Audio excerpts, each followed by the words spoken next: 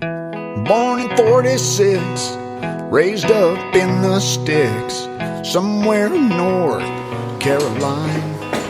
Right, good morning, welcome back. Okay, today's fun and games will involve this. This is a Triumph Bonneville gear shifter from my friend's bike. Now, she bought this a long time ago for the main reason it's adjustable in a way that the factory ones are not. If you know your factory gear shifter from a Bonneville, they go straight onto the output shaft from the gearbox. The spline is either there or it's there. It's one tooth, and if it's too low, you take it off, you put it up on the next tooth, and that's all you get, there or there. There's nothing in between. Now, if you know the normal gear shifter on most bikes, it has that little rod that you turn with opposing threads on the end, and as that squeezes in and out, you get absolutely infinite, super fine adjustment. Well, Motone, which is what this product is, they designed this to have a little slot. It's a two-part gear shifter. It's got that part, you can kind of see it there. It's got like an inner brace and then the outer lever, and they put a little slot just here, and that adjusts up and down.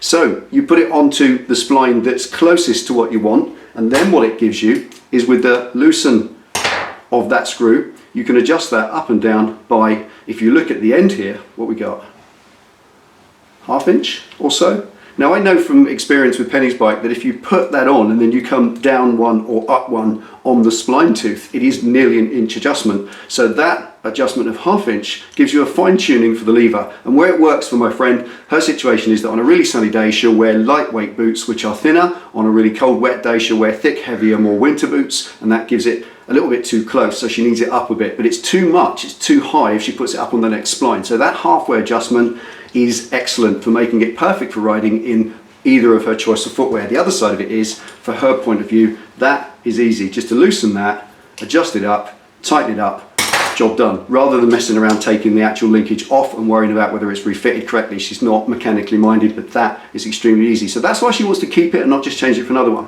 But she's got a couple of complaints with it. One is that these sharp, harsh edges have always been a little bit ugly and a little bit kind of half finished. They could be rounded, look a bit nicer, so we'll get into that today. Also, the powder coat's chipping. It could be because it's on a sharp edge, and on that part of it where the boot touches, and sometimes you put your boot in too far, that's chipped off there. So we'll deal with that, make that look nice for her. The other thing, the biggest complaint, is this little blob on the end. This is just what Motone decided to put in as the end foot peg.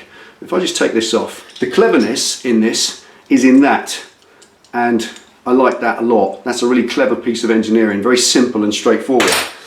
That's not so clever though. That's got such aggressive and harsh knurling on the end, it's causing problems. If I just grab this little chips brush, give it some of that. This is just a wooden brush. Make sawdust. Look at that. That is tearing the life out of her best boots. This is just too aggressive. I think it's slightly an oversight on Motone's part. It's great to have knurling because it's great for grip when you're pressing down, but remember you go underneath and lift up.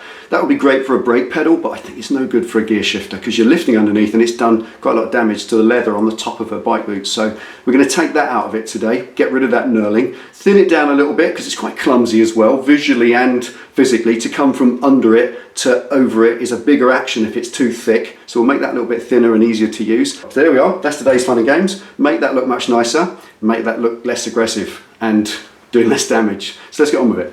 Welcome back.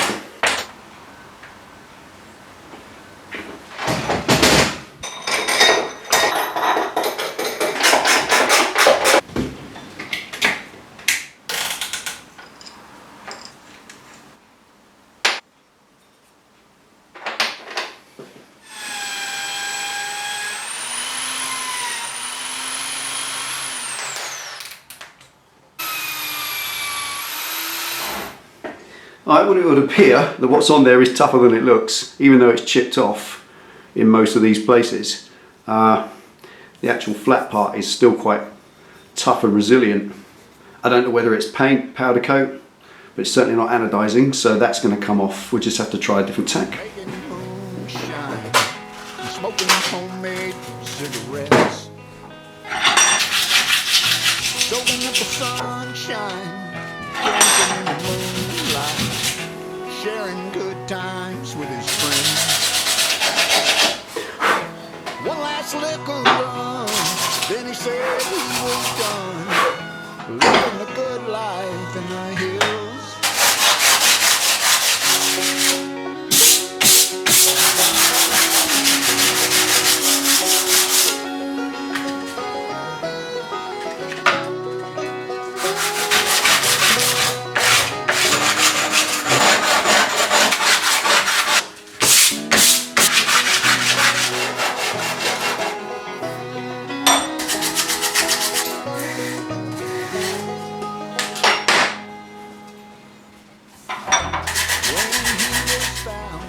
Right, I've been given kind of carte blanche with this just to make a nice job of it.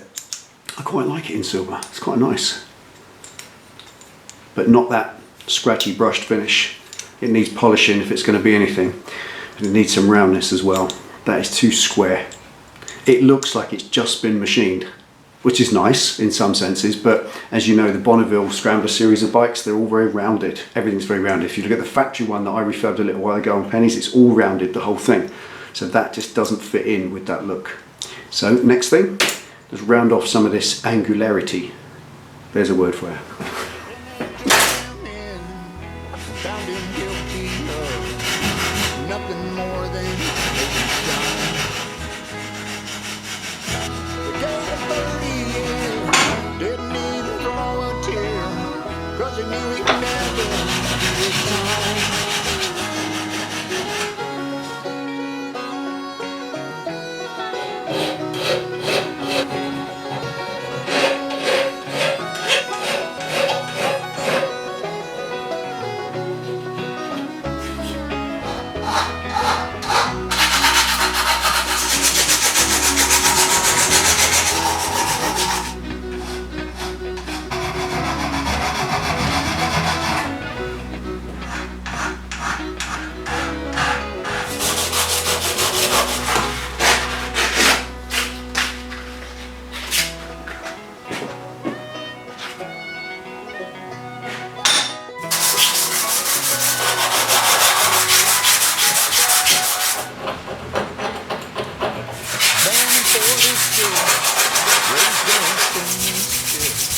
Somewhere in North Carolina.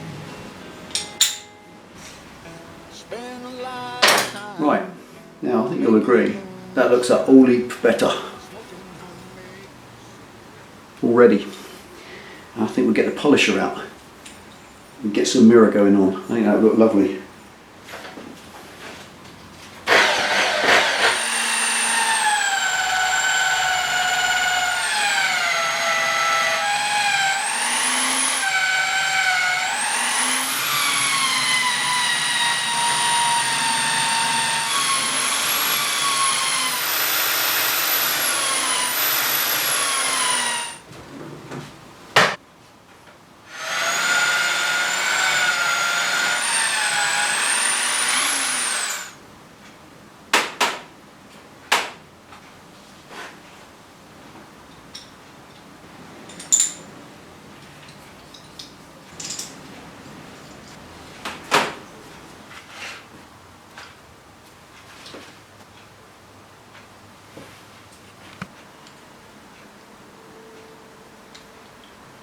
Looks much nicer now, don't you think? I think she'll like that.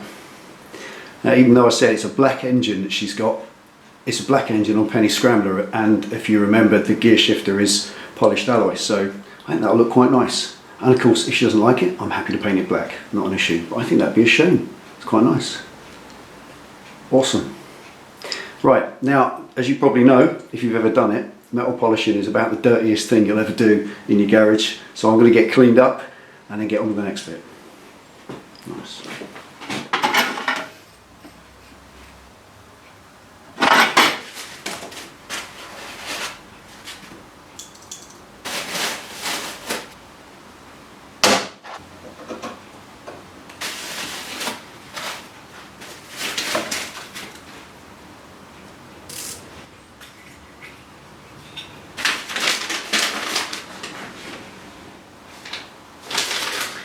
Jim, thank you again, sir, for this generous gift. I really appreciate these things. I will put them, I can guarantee, to good use, and they will help me on my way, on my journey, discovering what I can do with the lathe.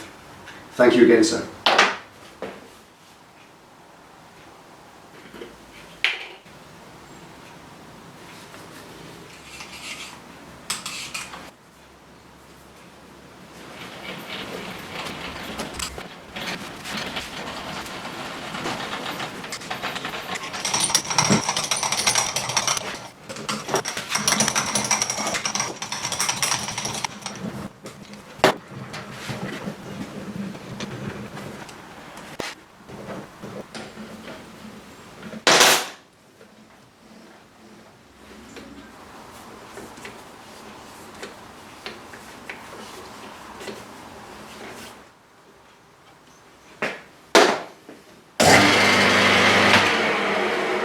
I reckon that's about as dialed in as I'm going to get it, because it's screwed to that bolt, which is not part of the same piece of metal. So I don't think I'll get it much better than that, and that's good enough for me.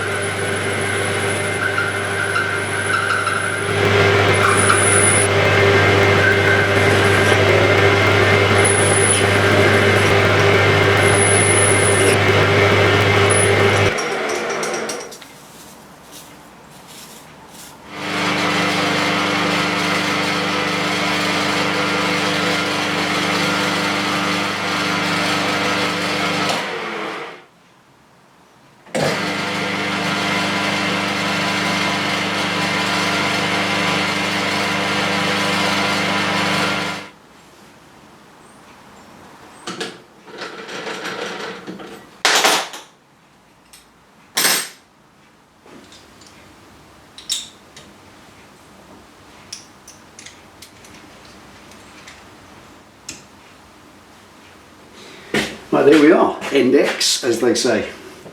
Job done. I am very, very happy with that indeed.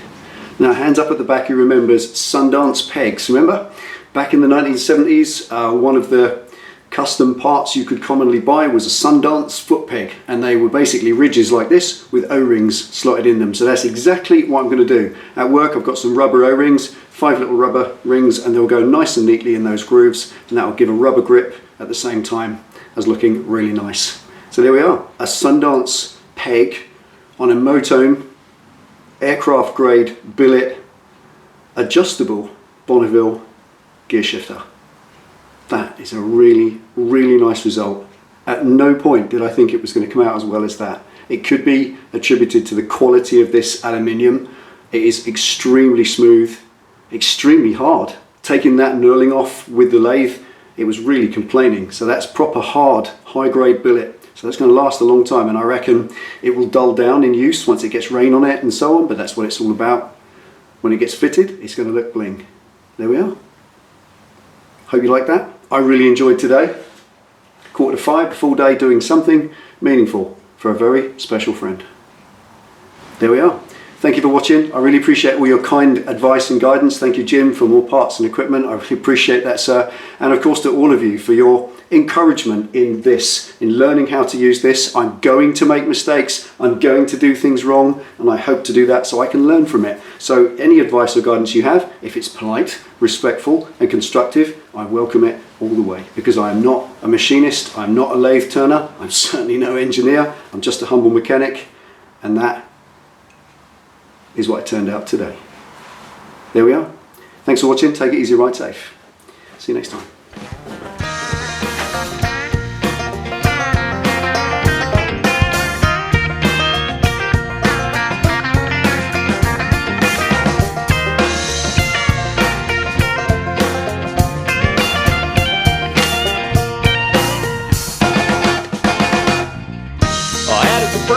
Lost at 5-car draw. He always seemed to be the one that would draw the short straw.